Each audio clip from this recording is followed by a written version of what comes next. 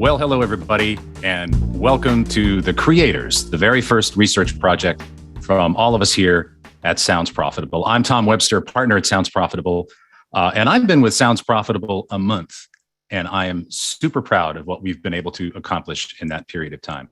Today's study is going to take a look at the people making the content that we all know and love, the people behind the podcasts. And I have to tell you, it's one of the questions that I get asked the most frequently and have for years by journalists, by VC people, investors. They want to know who's actually making the podcasts, who's making the sausage behind what we all listen to. And to date, it's not been a question that's been tackled in a really scientific way. It's a difficult research question. If you were to stop 1,000 people in the street, for instance, and ask them, hey, do you make a podcast? You might get 3 or 4 people say yes. You might get punched 10 times. I don't want that for you. So it's been a difficult research question to ask, but we've been able to tackle it, and I'm super proud of that. And this is going to be really the first in what I hope will be years and years to come of research studies that Sounds Profitable puts out to make the podcast industry bigger and better and make a career for all of us. Before I get started with actually going through the research, I want to take a moment to talk about our sponsors. And I want you to think about this a little bit differently. I've certainly done a lot of research projects in the past that have been sponsored by a company, sponsored by a couple of companies. And those research projects, by the way, they're not biased, but the fact that a company wants to investigate a particular topic is certainly because they're interested in that particular topic. One of our missions here at Sounds Profitable is to make the space bigger and better for everyone. And sometimes that means asking the questions that maybe aren't of particular interest to one company or another, but are important to the industry. And that's what we've been able to do. And that's what we've been able to do with the help of our sponsors. Our sponsors are more than just a logo on a page. They're supporting our mission. And our mission is to make this space bigger and better and provide a career and a life for all of us that are so passionate about it. I want this to be a viable career for everybody listening to me, for an economy to spring up. And for that to happen, we have to ask these kinds of questions and answer these kinds of questions. So I want to take a moment to thank our sponsors who are supporting our mission and bringing you this research. I want to thank our hosting and monetization partners, Red Circle, Spreaker from iHeart, Podbean, and Simplecast. I want to thank our advertising and agency partners at Ad Results Media and Market Ingenuity, the folks at PRX, the home to so many creators, and our media partners at Pod News and Podcast Movement. And we'll have more to say about all of that a little bit later on. Now, as I mentioned, this has been a difficult research challenge because if you were to stop 1,000 people, not too many of them would be creators. Maybe here in Boston, where I am, you'd get a higher percentage. But it's a tough dial, as we say in the research industry. So in order to tackle this problem really from a credible and projectable methodology, we enlisted the aids of our partners at Edison Research. And what we were able to do for the creators was essentially piggyback onto Edison Podcast Metrics. Edison Podcast Metrics is an ongoing research study. In fact, it's sampled every single day of weekly podcast consumers. Currently, 8,000 podcast consumers per year. That is now going up to 20,000 podcast consumers per year, where they're constantly asking questions about which podcasts people are listening to, some of their demographic information, behavioral information. And we added a question to that particular survey about a year ago, which is simply this: do you currently or have you ever produced a podcast? And that could be at any level of producing a podcast. That could be as a host, that could be in production, that could be booking guests, that could be sound design. But essentially here, our sample is composed of weekly podcast listeners that are drawn from that. The weekly podcast sample from Edison Podcast Metrics, again, as I mentioned, it's a significant sample. It's weighted and balanced to the latest infinite dial information. So it is representative of the online population of the United States, 18 plus. And again, we collected this data throughout the course of the last year, and we were able to aggregate over 600 podcast creators. That is certainly enough to be able to talk about them in total. This is a study that we want to continue every single year. And good Lord willing, and the creek don't rise, and sponsors coming on board with us, we will continue to do that and grow this study. and hopefully be able to get into more deep dives and kind of drill into the demographics of creators a little bit more. But this really is the first credible study, credible look at who is creating podcasts in America. And I can't wait to talk about it. And we're really going to start with a bang with, I think, one of the most significant findings of this particular study. And that is to look at the demographic from a gender perspective of creators. On the left, you'll see the US population, 18 plus. It's about 50-50 male, female. On the right, these are the creators. And really what this graph looks like is what the audience used to look like back in the earliest days of podcasting, back when I first started researching podcasting in 2005, 2006, as a very young boy. The podcast audience looked a lot like this. It was about 2/3 male, about 1/3 female. And what we're seeing here with the creators is that they are, in fact, overwhelmingly male. And this is something that I'm going to have a word to say about at the end of this project, and certainly at the end of this webinar. But it's something to note that when we talk about the creator space, we are still talking about a space that is overrepresented male. And that's something to think about, not just in terms of your own creation, but also in growing the space. Because don't forget, every creator is also a podcast listener. So that's really the first major finding here, is that when we talk about creators, we are talking about a universe that is nearly 70% male. And I can tell you, of all of the women that I've talked to about these data and this finding, I got a lot of knowing nods. So let's park that for a moment. The other interesting finding here from a demographic standpoint is that amongst creators, those aged 45 and up, they're barely there. And in fact, 55 and up, 2% of creators are 55 plus, 12% of creators are 45 to 54. You put those together, 14% of the creator audience is older than 44.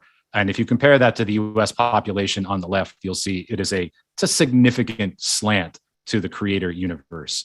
One of the things that I've been talking about for a few months now has been really the content opportunities available to reach older Americans. And by older here, I'm really talking about 55 plus, which is not that old if you read up on your medical journals. And one of the reasons why I think that this audience has lagged behind a little bit in podcasting, maybe because content creation amongst that audience is also lagged behind. So that's another, I think, significant finding from the creators. But there is some good news to all of this. I mentioned a few months ago that I think that the audience certainly has the opportunity and likely will trend to be much more diverse in terms of ethnicity than even the US population. And we do, in fact, see that with creators. And what we're seeing here, again, the US population on the left, 63% white, and the creator population on the right, 51% white. What we are seeing on this graph is something that we have seen repeatedly, certainly the last couple of US Latino podcast listener studies that Edison Research has put out.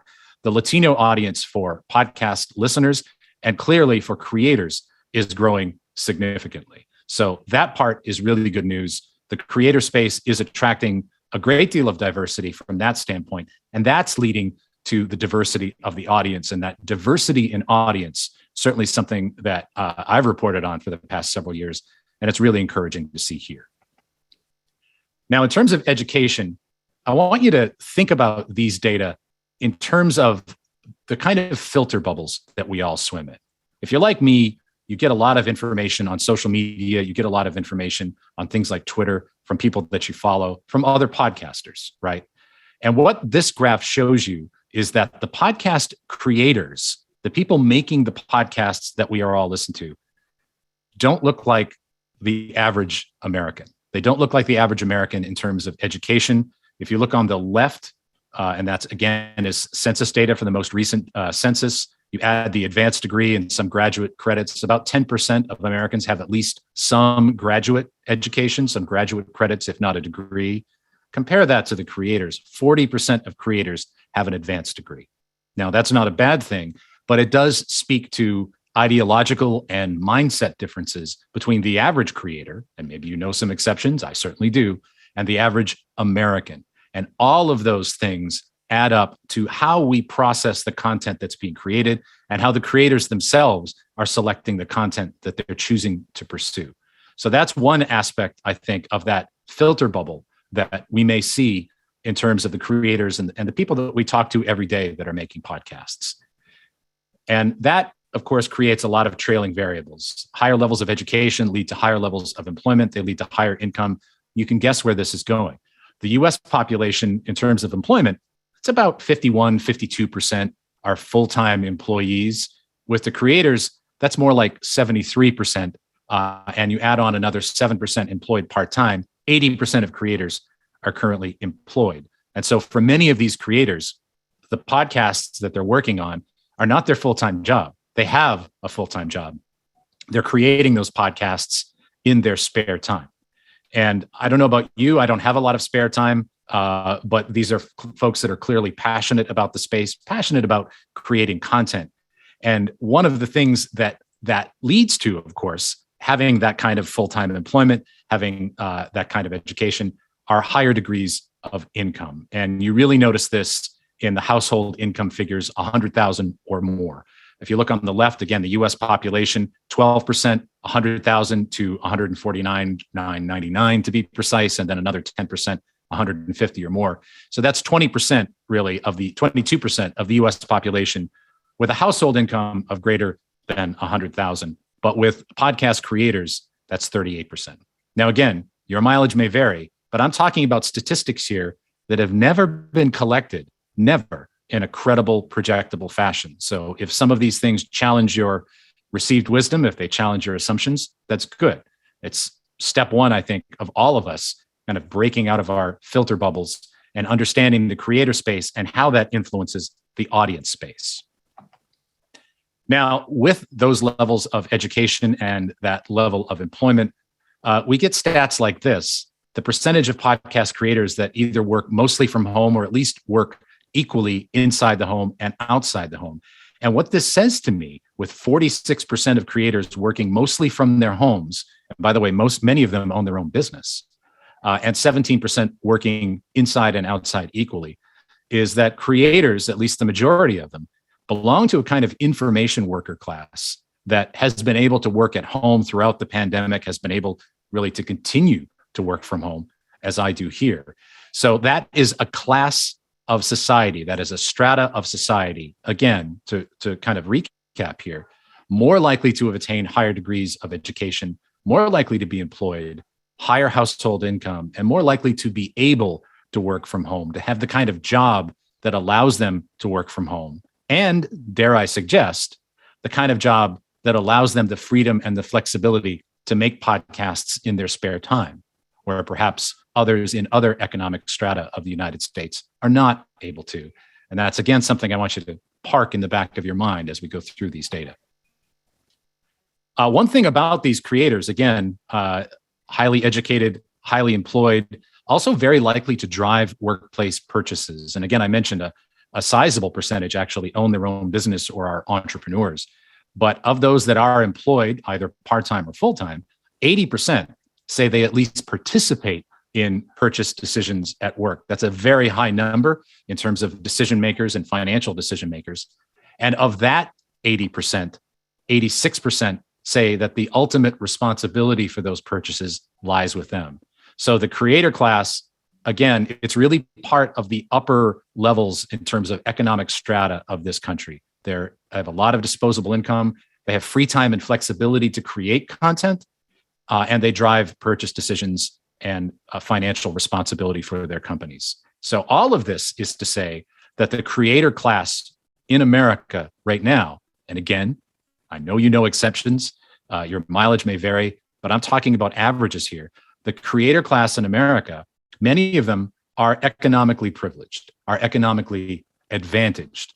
And think about how that plays into the content, again, that is being created, the content certainly that is often at the top of the charts when we look at things like the Apple Podcast charts and other measures of podcasts.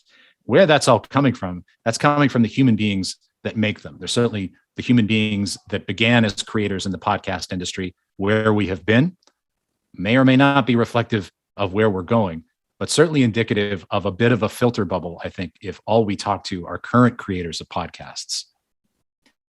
I show this because I'm interested in politics. Today is a major primary day for many of you across the country. But I show this really to highlight what I'm talking about here, how there is absolutely an ideological and demographic slant to the current batch of creators that we have.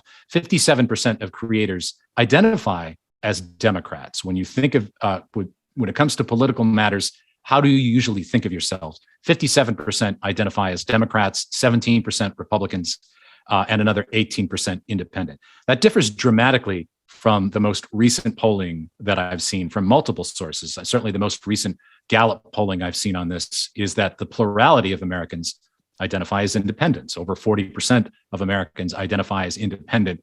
Democrats are typically close to 30, and Republicans are typically in the low 20s. So this is very different from the US population, and I think indicative, again, of a strata of society that has been perhaps more enabled, more empowered, perhaps more interested in creating content, but all of it plays a role in the current body of creators and the current body of content that is out there. One thing about creators, though, they're much more likely to have kids and kids at home. Of those who are creators who have a parent or guardian, who are a parent or guardian of a child under 18, that's about 61% of creators, by the way. That's higher than the US population by a fair amount.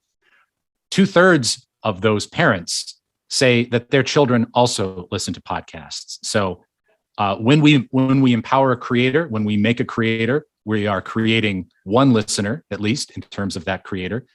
We may be creating future generations of listeners as it pertains to their children. They may be passing on their love of podcasting to their kids. One thing again about creators, and this is probably no surprise to you, creators are extremely active on social media, certainly extremely active, I would guess, promoting their content, promoting their podcasts on social media. And these numbers, and I'll show you the US population figures here in just a moment, are all extraordinarily high. 94% of creators use YouTube. 88% of creators use Instagram and Facebook. And the one that I'll ask you to remember here is actually Twitter. 78% of the people who say that they are at some aspect involved with the creation of podcasts say that they're on Twitter. That's 78% of creators. If you look at the US population, that's much lower. That's 27%. So creators are almost 3 times as likely to be active on Twitter as the US population. And again, that really speaks to that kind of filter bubble that I talked about before. If all that we are learning about the podcast audience and podcast creators is coming through Twitter, it's coming through rose-colored glasses to some extent. But all of these figures are much lower than with creators. Facebook at 63%, if you recall, creators was 88%. So was Instagram, and so on. So they're very active on social media. And that, I think, influences the received wisdom that we get about the creation space and the creator space. But there's good news behind that as well. These creators are extremely active on social media, and not just about their own stuff and promoting their own content. 84% say that they have shared a podcast on social media.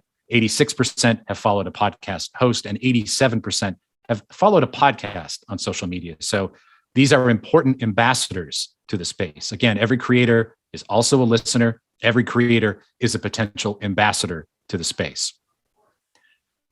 This is, I think, again, a trailing variable of the economic buying power of creators.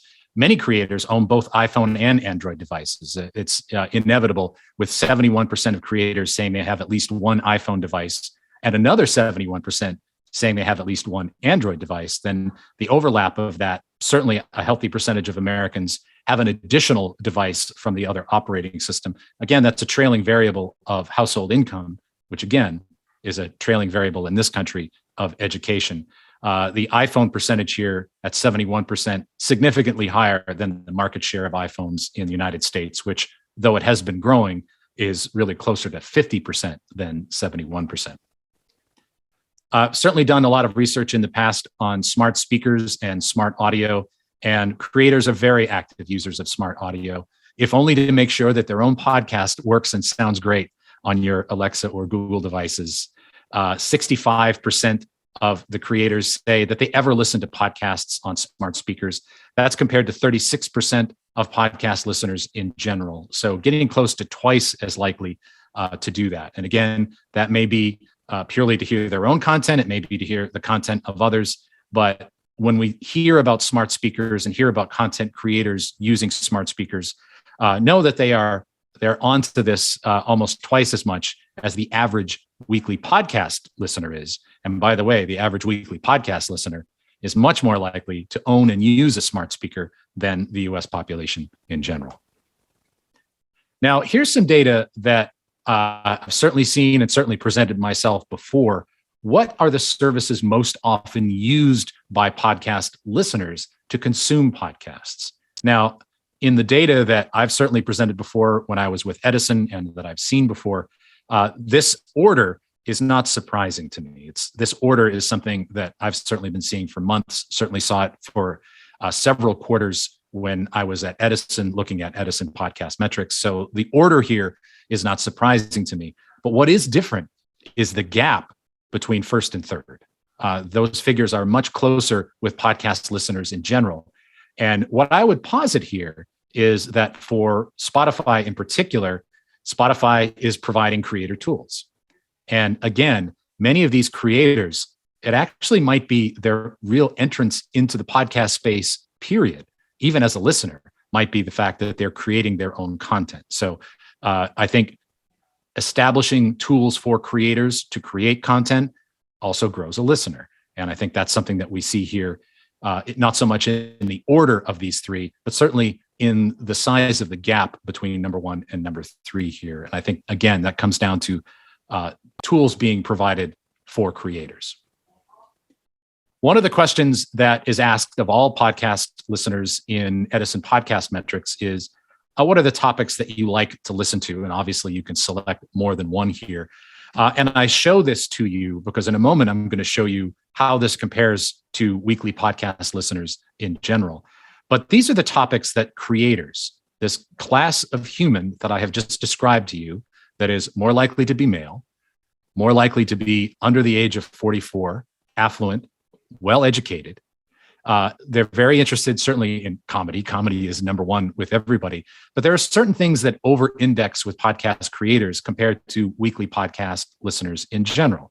Podcast creators, they're very passionate about technology. Most of the early podcasts, early, were about podcasts and about podcasting. And I certainly still listen to a number of those myself, but the space has grown beyond there. But creators are more interested in things like technology, science, fiction, audio drama, history. I'll show you page 2 here.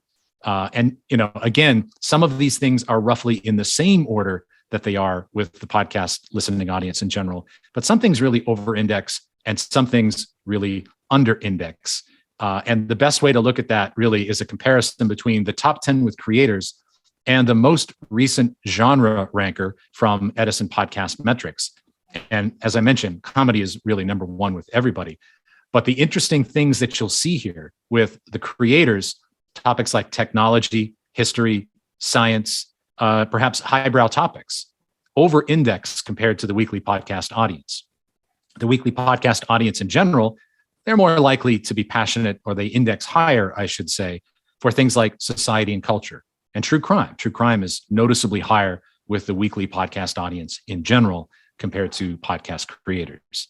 So all of that, again, it's important to understand the strata, the societal, ideological, and economic strata of the average creator, maybe not every creator, but the average creator in this country, and how they differ from the weekly podcast listener in general. Now, one thing about creators is that they're not overwhelmingly heavier listeners to podcasts than the average weekly podcast consumer. In Edison Podcast Metrics, the most recent data that I looked at, weekly listeners to podcasts listen to about 7.5 hours of podcast per week in that study. With creators, it's 8 hours and 18 minutes, not significantly more. And part of that, I think, is because they may have come to the space as creators at the same time, or roughly at the same time, as they came to the space as listeners. And that's something I would ask you to entertain in terms of a hypothesis. And we're going to poke at that in future studies. But I think many people come to podcasting potentially as creators first, or at least as creators at the same time, stumbling upon the tools to get their voice out there, the tools to make a show, the tools even to put their voice on an audio file and get it out into the world, might in fact be the introduction to podcasting, period, for many people. And one of the things that I think supports that is this question: how long have you been listening to podcasts? And more than 4 in 10 creators have been listening to podcasts for under a year. 28% have been listening to podcasts for 6 months to a year, 14% for less than 6 months. And I think there are 2 things that you can take from a graph like this. Number one, there's probably some churn happening with weekly podcast consumers, people coming in and out of the ranks of regular podcast listeners. I know we like to think of the podcast audience as only growing, as only maintaining the gains that the audience has had and inexorably growing until it consumes all of humanity. But in terms of regular podcast consumers, weekly podcast consumers, there's surely some churn here, people falling out of the ranks, perhaps as they've gotten tired of their show or a short run podcast that they listen to has ended, et cetera. But I think the other explanation here for at least a portion of creators is that they became listeners by dint of becoming creators. That in fact, the first podcast they may have listened to, or one of the first podcasts that they may have listened to, might have been the one that they created. So again, creating a creator also creates a listener. And even if that podcast that creator creates only has 2 or 3 listeners, right? Maybe some family members. Every podcast that is created may be creating 2, 3, 4, 5 listeners. If we empower 1 million creators, we might make 5 million new listeners, right? So the creator audience, the creator movement is important to growing the space, period, to growing the stability of the space. The last couple of data points I'll touch on here before I get to some conclusions and some things I'd love to leave you with to think about. First of all, people creating podcasts are incredibly receptive to advertising in podcasts. When we ask them, how do you feel about sponsorship messages in the podcasts that you regularly listen to? 83% are positive about them. And in fact, over half say that they are interested in them and often find them useful. I think many creators harbor the goal of monetizing their creations themselves. So it's hard to have that desire in your head and hate advertising. I love advertising. Advertising puts food on my family. So certainly the creators are very receptive to advertising. And they're also receptive to the brands that do it. One of the other questions asked in Edison Podcast Metrics is, compared to hearing advertisements in other places, when you hear ads on podcasts, how likely are you to consider the brand advertised? 44% say much more likely and 32% somewhat more likely. So about 3/4 of creators feel very positively about the brands that support podcasts. Again, many of them harbor the goal to become monetized themselves, but they're not resistant to advertising. And really, in a culture where so many of us are, where so many of us are paying for subscription services to avoid advertising, the fact that these creators, and again, I'll remind you, they are part of the audience for podcasting, are so receptive to advertising, I think speaks well to continuing to monetize the space. And it's not just advertising, but also direct support.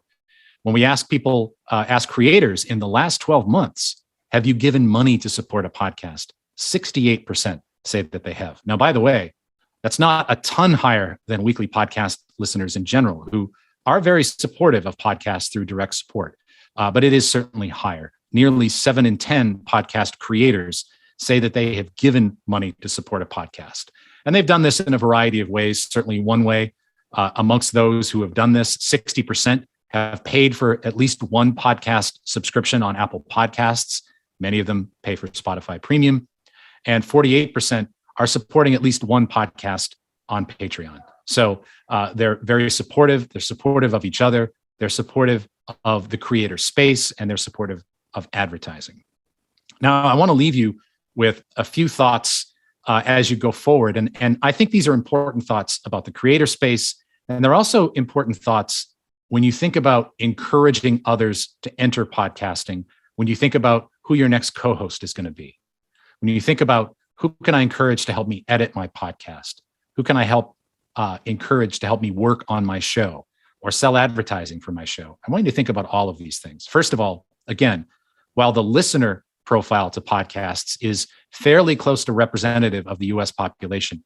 Nearly 70% of those who identify as creators at every level, again, from host to audio editing to production to guest booking, nearly 70% are men.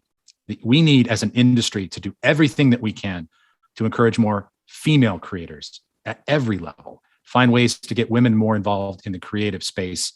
That is going to be the ticket to broadening the audience eventually, right? So that's something that we all need to work on. We all come up with those decisions and thoughts every day about getting people to help or having an idea for a podcast. Think about this. Think about broadening the creator space as the means of broadening the audience. That doesn't just apply to gender, that also applies to age. Creators are wildly underrepresented 45 plus. And I think that's a shame, especially with the tools to create podcasts being easier than ever, the friction to listen to podcasts being lower than it's ever been. And I can assure you, as someone in that demographic, I have some ideas. It's, I think, time for the creator space to become much more widely represented 45 plus.